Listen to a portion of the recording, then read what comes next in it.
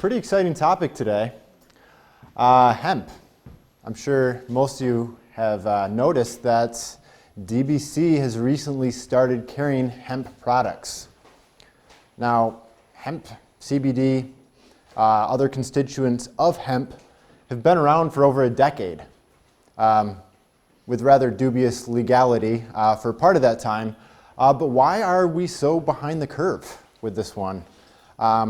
I know many of us here have taken great pride in being ahead of the curve for so long, so why have we been almost a decade behind on this one? And the reason for that is that the research just wasn't there. And it's really good to be ahead of the curve as long as you've got the research to back you up and make sure you're giving a safe, efficacious, effective product to your patients. In fact, I'm sure Dr. Denbour will tell you that back in 2015, he was asked to speak at a Kalamazoo pain clinic on hemp. And mind you, this is a year after the Farm Act of 2014 legalized hemp for industrial purposes. So people were wondering what to do with this thing.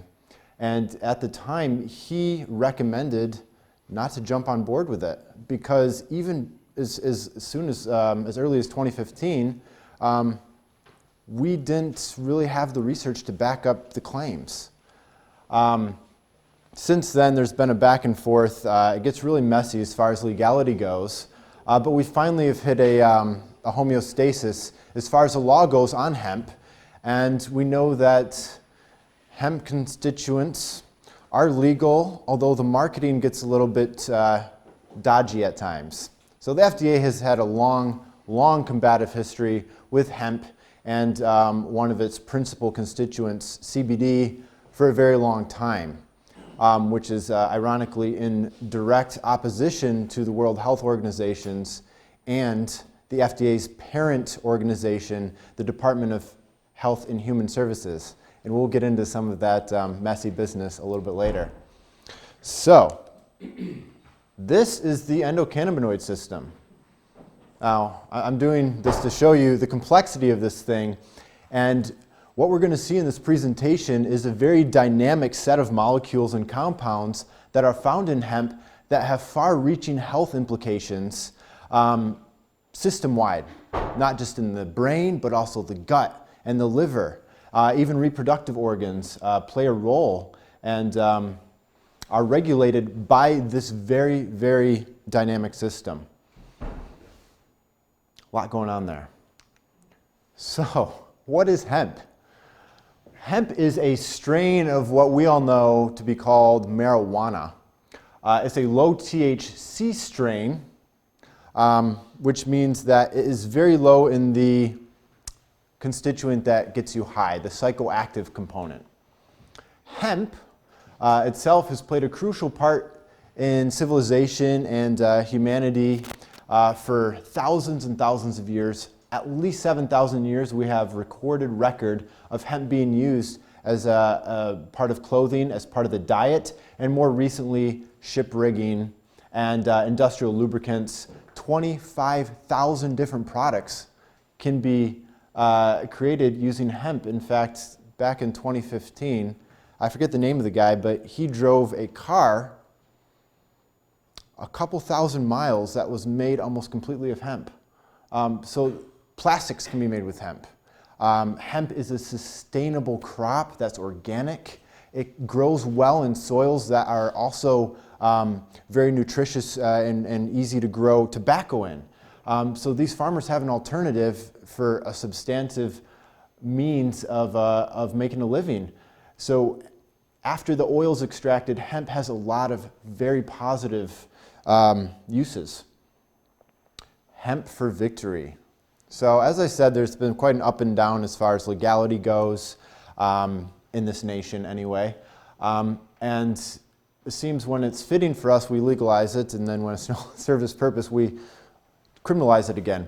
Anyway, back in World War II, now hemp was kind of illegalized back in 1937 with the Marijuana Tax Act, but then World War II hit. And we needed hemp for a lot of different things to fight the war, clothing, ship rigging, other things like that. And at the time, Japan was invading all Southeast Asia, and the country that we imported most of our hemp from, the Philippines, was under Japanese occupation, so our supply of hemp was cut off, so we had to grow our own. And the USDA actually launched quite a campaign called Hemp for Victory. And it's actually a 16-minute TV special. This is the first 2 clips of that, which quite an interesting history. And once the war was won, it was burn your crops, it's illegal again. Interesting history there. So hemp is a very biochemically active plant. It's got a lot of different compounds, 100 in fact, over 100. And I'm going to dive into some pharmacology really briefly here with you guys. So when you're creating a pharmaceutical, the goal is to find your target. You want to bind something in the body and exert a response. And you want to exert a powerful response. So you test thousands, sometimes even tens of thousands of different compounds to see how strongly it binds your target and exerts a response. And eventually you find one that does a good job, and you put it through safety studies. And sometimes these go on for months, sometimes up to a year, but not near as long as any of us would honestly like the safety studies to go on for, because how many different drugs have been legalized, and then a couple years later we're like, oh, there's some really nasty consequences here. Back in 2008, there was actually a pharmaceutical legalized that blocked endocannabinoid receptors to help control obesity, because these make you want to eat sometimes. Turns out that when you block these receptors that powerfully, you get psychosis and you get a bunch of other nasty, nasty side effects. And that's the world of pharmacology, is you're trying to block one thing very powerfully. And what we're going to see with hemp is that hemp has multiple orchestrations. Think of a symphony, an orchestra, and what hemp's doing is gently moving the conductor's baton. A pharmaceutical is tuning the first violin. And in that way, there's a powerful difference between something that is pharmaceutically active and something that is a gentle modifier of natural processes, like hemp is. So we're pushing a lot of buttons gently. And that way we see very, very profound therapeutic implications. So how are these things made in plants? Plants are chemists. Animals, when a threat presents itself, we can just get up and move away. We can fight it. We can do all sorts of things to protect ourselves. Plants don't have that option. So when plants need to protect themselves or deal with a threat, they start synthesizing things biochemically. And one thing I found interesting is that these cannabinoids and terpenoids made in hemp are made by an almost identical process in which we make cholesterol. And we know that there's a lot of nasty side effects with statins, muscle pain, right, aches, pains.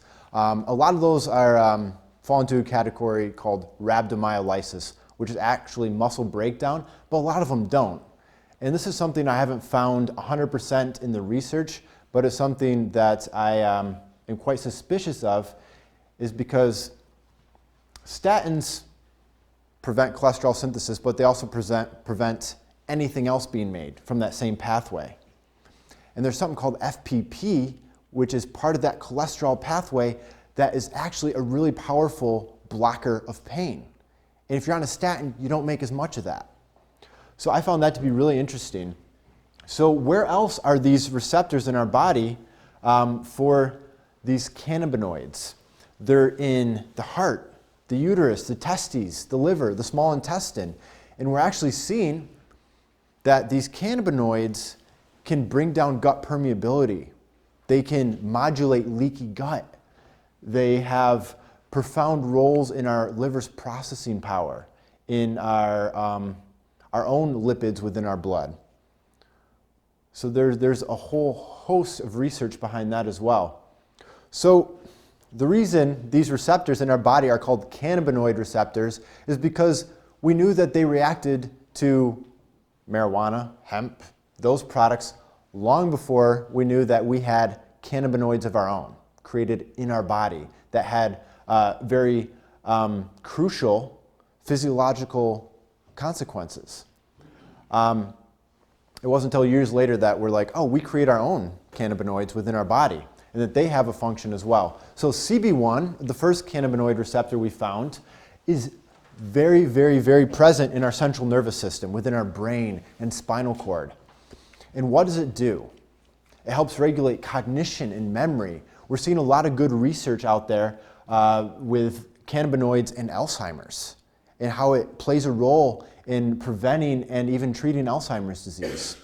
It helps regulate emotion, motor control, Parkinson's, Huntington's disease. Better results in Huntington's disease than Parkinson's for some reason. The research hasn't quite teased out why that is yet. Feeding behavior. For you science nerds out there, what cannabinoids do is they activate part of our brain that drives appetite, called our pro-opiomelanocortin cells. And yes, this also helps regulate sleep as well. Pain perception. Oftentimes when we have an injury in our body and it's constantly telling our brain that there's an issue, that loop in the brain gets perpetuated. And I could fix everything in your body that is sending that pain signal, and your brain still tells you that you're in pain. And this is where the opiate crisis has really left a massive gap in treatment. They really failed us in pain control. And I think this CBD, this hemp revolution, has played a really important role in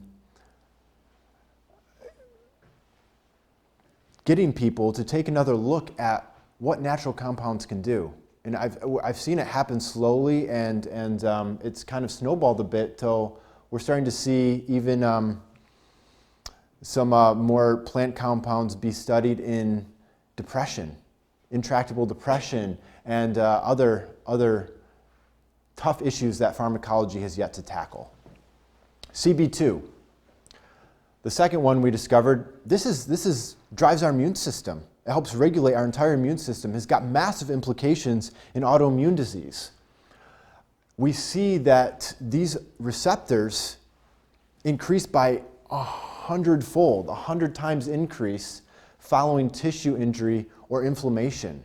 This is our body's rapid response to helping regulate damage, especially in closed head injuries. This has got ramifications for concussion protocols, neuron healing and transmissions it helps drive.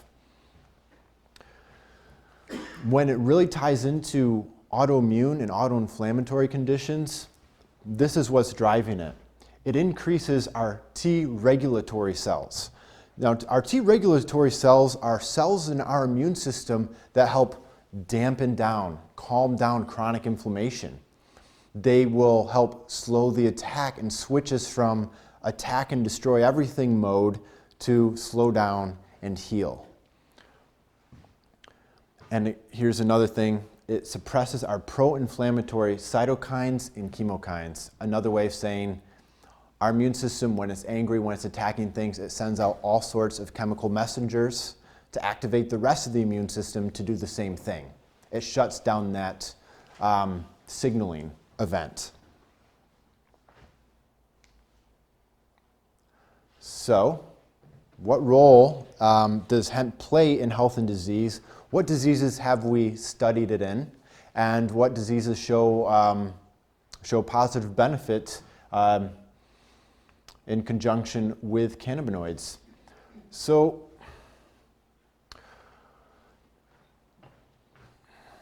CBD and other hemp products have very powerful implications in the treatment of cancer.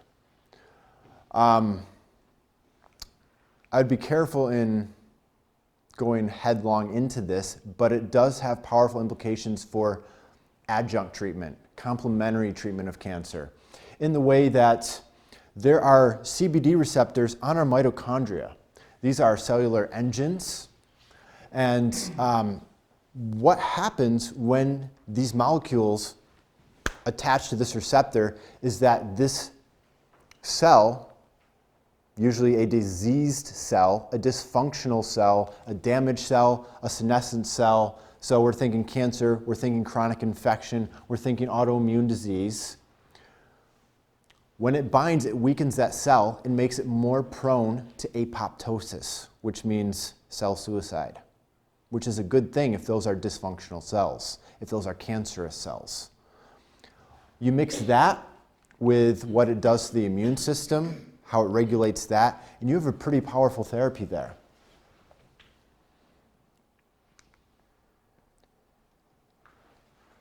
Alzheimer's disease. So anandamide and 2-arachidinyl-glycerol, these are our two endogenous cannabinoids. These are the two that we make within our body, the two main ones, I should say. And this is, you can put all the CBD, all the hemp products in here, because they bind these two receptors. Now, what this does in Alzheimer's disease is it's going to increase your immune system attack on these beta plaques, okay? Our neurofibrillary tangles, the stuff that crams in your synapses and prevents your neurons from talking to each other. You can't remember if your neurons can't complete that circuit. So it helps clear those out. It's going to increase the porousness of our blood-brain barrier. Normally this would be considered a bad thing, but that's how you get the plaque out of your brain. So it helps clearance of that. It decreases reactive oxygen species. Think of these as free radicals. This is this thing driving the inflammation in our brain that makes our brain be like, ooh, something's going on, I need to protect. These plaques in Alzheimer's disease are actually a protective mechanism. Think of them as a callus. It's just gone completely wrong. And this helps modify that. Neuroprotection, neurogenesis, it helps regrow new neurons. It helps guide axons. So it helps recreate communication between neurons that was lost. So it helps restore neurological communication. So this sums up a lot of this up. One interesting thing in Alzheimer's disease is that there's quite a dichotomy between these two receptor types and when they're expressed in the disease process. We know that CB1 is highly expressed in the earlier stages of Alzheimer's, whereas CB2 starts showing up in later stages of the disease when neurological inflammation is at its highest. Because think of it this way, when your brain starts throwing out these receptors, it's thirsty. It needs the response that these cannabinoids can give it. The problem is throwing a lot of these out, but they're damaged. These receptors are nitrosylated. So you need more and more and more of these cannabinoids to get the response that your brain desperately wants. And this is where cannabinoids from outside sources really play a role, because your brain simply cannot create enough to get the response that we want. Cancer. So some other ways in which this modifies cancer is it increases something called ICAM. It stands for intracellular adhesion molecule. This is going to prevent metastases. Metastases is cancer breaking free and floating somewhere else and setting up shop in a different part of your body. If it makes it more sticky, those cells can't break free as easily and can't set up shop other places in the body. So that's a really good thing. Other things cancer needs to grow. It needs a blood supply. Cancer is a very, very hungry tissue. It needs a lot of sugar, needs a lot of food to grow. And if it can't get that blood supply directly into the tumor, it's hard for it to grow. So that's another positive here, is it prevents that new blood vessel growth. Autoimmune disease. drives immune system regulation. We talked about that. So decreases something called TNF alpha.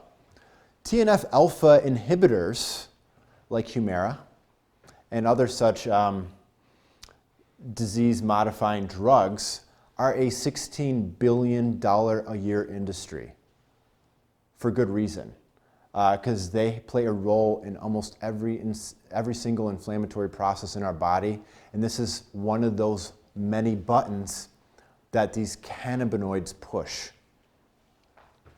Head injuries. So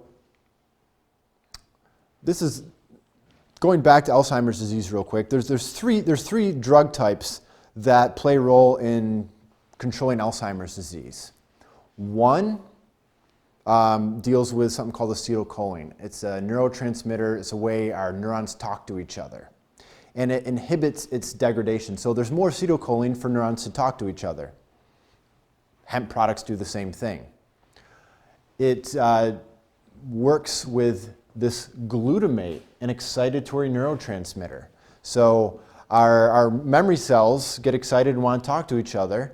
And if they can't quite do that, they secrete more and more and more of this glutamate, and that actually leads to cell death. So we're actually killing neurons if we can't speak freely between neurons. Cannabinoids regulate that. So the third drug, plaque removal drugs. Cannabinoids drive that. So we're pushing multiple buttons, not with the intensity that pharmaceuticals are, but we're pushing all of them at once. There's a synergy here. And there's a reason why we chose to carry hemp here instead of just CBD. Because these plants aren't making all these other compounds for no reason. They're making them because they're important. And we see that in the research too, is that all these other compounds within the hemp plant itself help CBD and do its job better and have jobs of their own to do. And that comes into play here. So migraines. I think one of the more common things we see here in this practice, it seems like everyone has headaches nowadays. But one thing we see with hemp treatment in migraines is we see a 50% reduction in number of migraines in a month, which is pretty powerful for those of us who have migraines, because they're pretty debilitating. And what we see in migraineurs, people who are prone to migraines, is that they have far, far lower levels of our most powerful internal cannabinoid, anandamide it's called, this AEA, than do people who don't have migraines. So what we're starting to look into with the endocannabinoid system is perhaps defects in the system play a role in a lot of chronic disease, and that's exactly what we're seeing. And if we modify and rebalance this very dynamic system, can we create positive influence on these chronic diseases?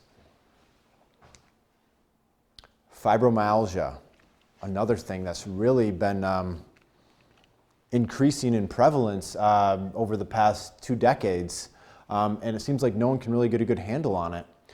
We see with fibromyalgia that when treated with broad spectrum hemp oil, 76% reduction in the pain associated with it. And it outperformed every other medication for fibromyalgia quite substantially. Asthma, big first world problem. We talked about this a little bit back last December, actually, about a year ago, in our autoimmune disease seminar.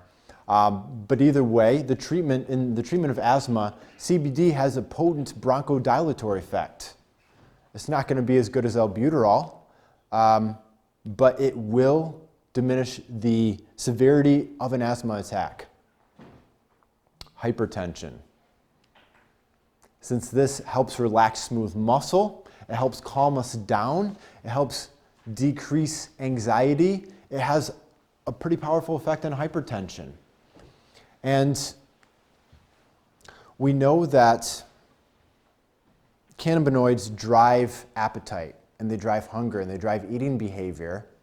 Ironically, they do not, people who use CBD and hemp products have a lower chance of obesity, because CBD products, hemp products, have a powerful effect on our metabolism by interacting with our mitochondria, our cellular energy factories. They help increase insulin sensitivity, decrease in insulin resistance. So they actually affect in a positive way everything that leads to obesity besides the hunger. So good in cancer for that, good in Alzheimer's disease. There's a big benefit there. It's also very anti-inflammatory for the cardiovascular system, which decreases the tension within the blood vessels and increases the amount of blood we can push through it. So this is just taken out of some of this research I was looking at. Pre-treatment migraines, about 10, 11 per month. After treatment, dropped to about 4 or 5. That's pretty powerful, and that's after just 1 month. And that's not changing anything else. And you know, one thing about us here at DBC is we like to hit health from every single angle. And that's one thing that I always find very awesome about these studies, is that we know studies are designed to isolate one thing with one response. So we know that just doing this one thing can create this big of a benefit. Just imagine what can happen when we're hitting this from all angles. Here is what it did with fibromyalgia. Here are the 3 other main drugs for fibromyalgia, and there's our hemp products. It completely turned this thing on its head as far as effectiveness goes. So that was really cool to see. There's some really awesome research being done, and by the way, all the research I pulled for this was done in 2016, 17, 18, and 19. So this is something that we didn't even know 4 or 5 years ago. And there's a lot being done. Over 5,000 studies in just the past 3 years. So, we talked about how our body interacts with the endocannabinoid system, the way that the different organ systems that it affects, the different diseases it's implicated in. So, what are these compounds in plants? There's a few different ones. Beta-caryophyllene. Beta-caryophyllene is found in things like clove and black pepper oil. It binds these cannabinoid receptors. It makes the other things that bind these cannabinoid receptors bind more strongly. This is in our Hemp Advantage Plus. CBD, the principal constituent, the thing with the most research behind it, and something that's been popular for quite some time. Flavonoids, terpenes, all these things exhibit benefits. And that's why they've actually been researching these together, and they've termed it the entourage effect, when these work together to elicit a very positive response. A lot of these terpenes, flavonoids, etc., are very powerful antioxidants. So again, oxidative stress, inflammation, helps modify and bring it down. And as a group, they act on every receptor in the endocannabinoid system, and it's more than just CB1 and CB2, and we'll see that right here. So, different things that bind up here that our own body makes. It's not including these phytocannabinoids. What they bind to, there's quite a class here. These TRPV1, 2, 3, 4, etc., those are strongly indicated in our pain perception. They're found in the nerves that are found in our peripheral nervous system that start yelling to our brain, hey, something's wrong, and they help dampen that down a bit. And then what these things are broken down by. So it's a very complex system, and even though we've done 5,000 research studies on it, we have not completely understood this whatsoever. So, getting into who knows what and why things are illegal, or what's legal, what's not legal. The FDA, 1970, the Controlled Substances Act, marijuana became, and hemp and everything even associated with it became extremely illegal.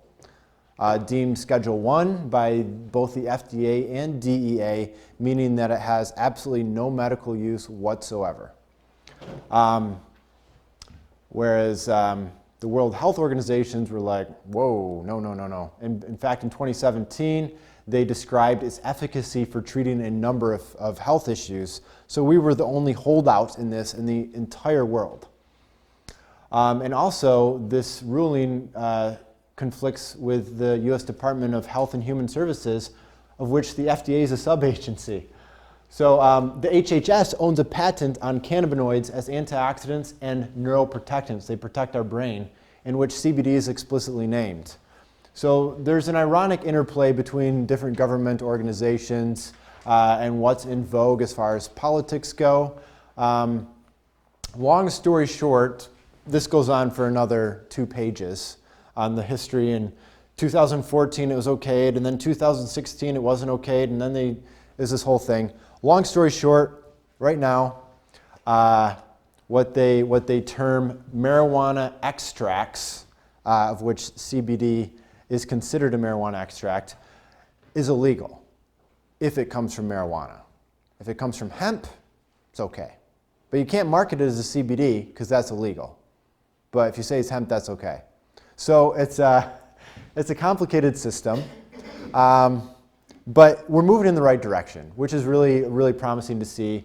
Ever since 2014, the Agricultural Act, we've seen an explosion in research. We've seen thought and cultural perspective moving in the right direction. And I think we're going to see this become a very powerful therapy in many diseases within the next couple of years. So it is really, really good to see that we're finally opening the doors for science and research and helping people treat their diseases by the best possible means. There's something called a therapeutic order. And therapeutic order means that when someone comes in with an issue, you should treat them with the least invasive, most gentle ways possible first.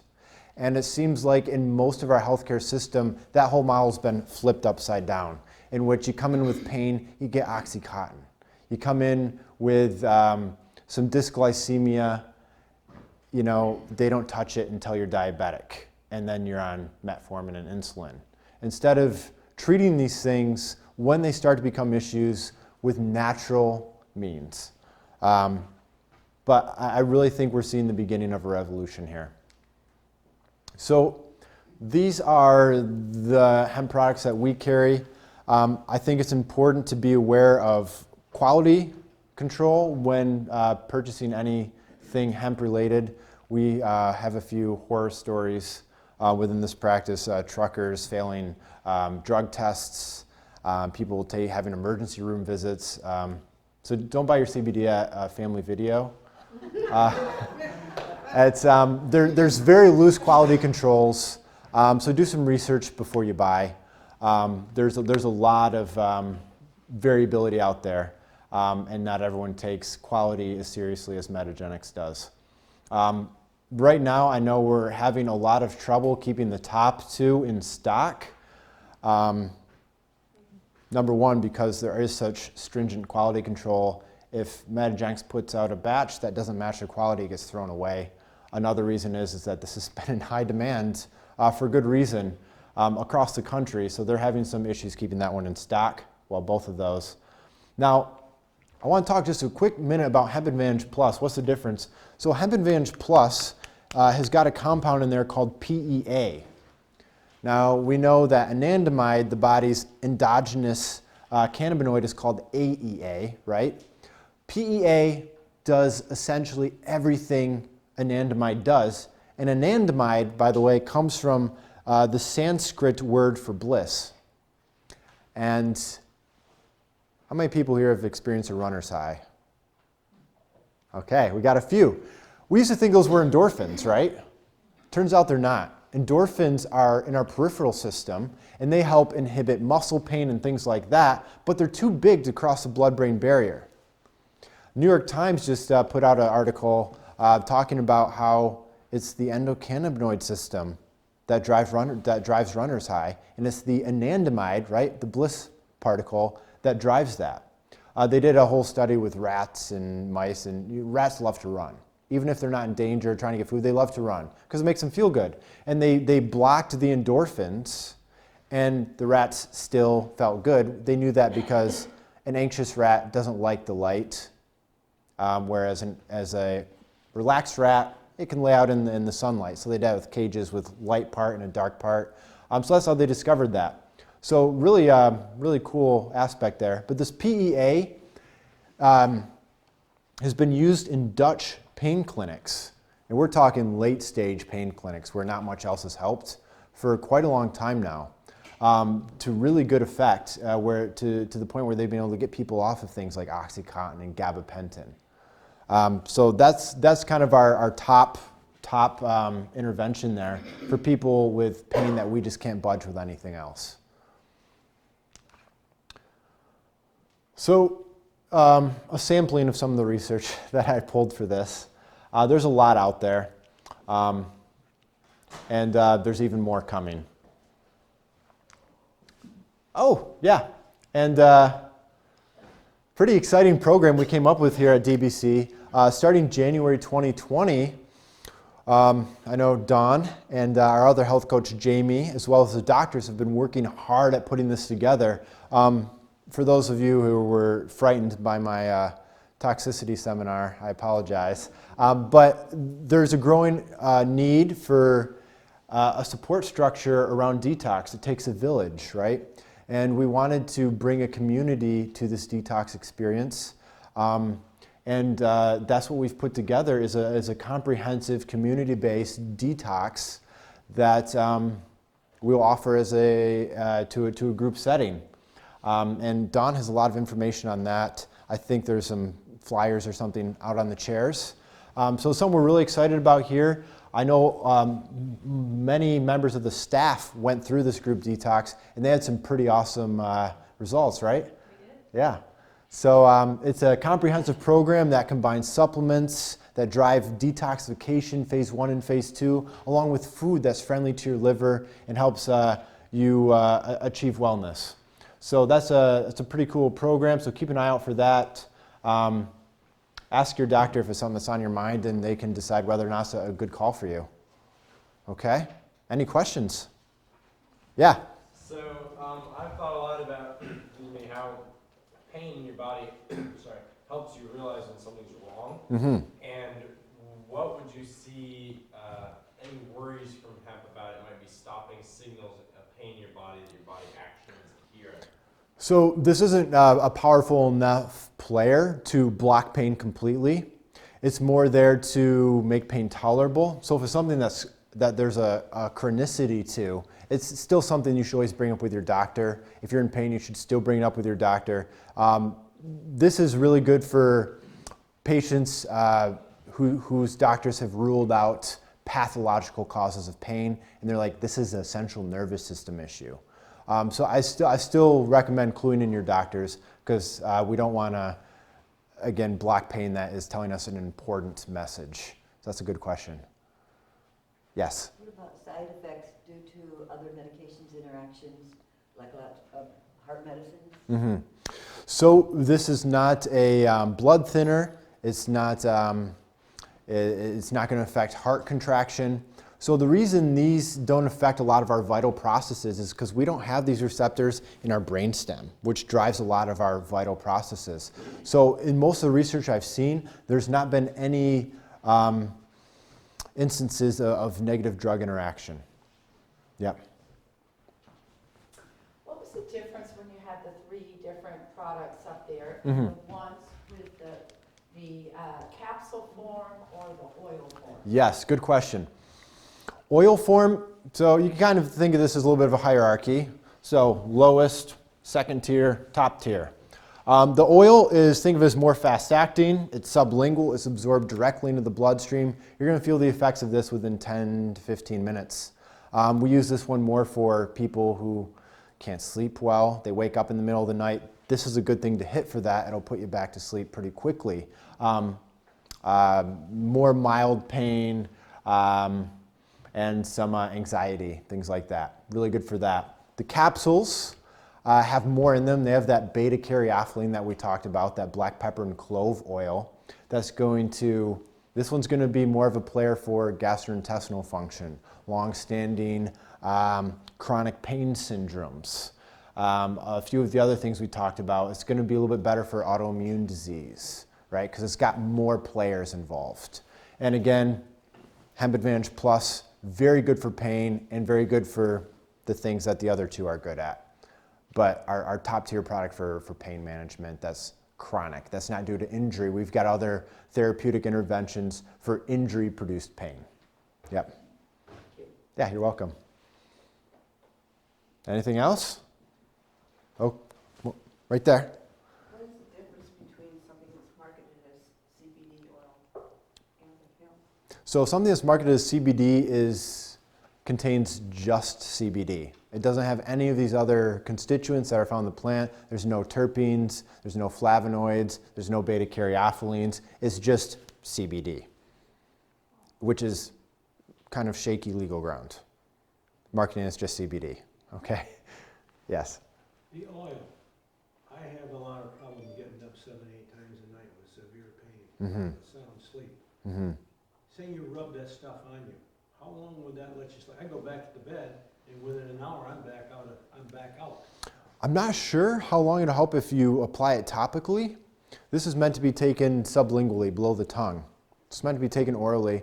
If you're in chronic pain, I would ask your doctor about it, and they can figure out which one of these is going to be best for you. Okay? So that might be something to bring up with your doctor, for sure. Yes? So the higher tier, is that probably the best for migraine? Yes, the PEA has been well studied for migraine. It's probably the best one for migraine. If we get with the top tier one, there is a loading dose too. So we may do a loading dose for 2 weeks, do a normal dose for a month, and then switch you to one of the lower ones. It's all about what's going to elicit response, what's going to break that cycle, and then what do we maintain with. So you start out with the big gun. Yeah, start with a big gun. That's what we like to do. Yeah. Okay. Yes? So someone with anxiety, if they're on a medication to prevent, help that, have you seen people come off of those pills and just strictly go? We have seen people come off of them. I don't think the buck stops here by any means. I don't want to misconstrue hemp products as a panacea, as a cure-all, but we know that they do have powerful therapeutic benefits, and they're going to be even more effective when combined with other therapeutic interventions, like treating the gut. It's our second brain. Most of our neurotransmitters are there, but we have seen people come off. Yep. Last one. If you take some of them products, does it leave you in a sleepy mode or a dozy mode pretty much the time? How does it affect your body that way? It's not going to feel, you're not going to feel dopey or sleepy. Essentially, it's sleep. The beneficial aspects of this for sleep is that it helps your mind quiet down. It helps your body relax a little bit, but you're not going to be impaired for driving. You're not going to feel sleepy. What we see with hemp is that it brings you up where you're low and brings you down where you're too high. It's this balancing influence. Okay? So yeah, so I won't worry too much about feeling dopey on it. I'll be around afterwards for any other questions. Thank you all for coming out. Thank you.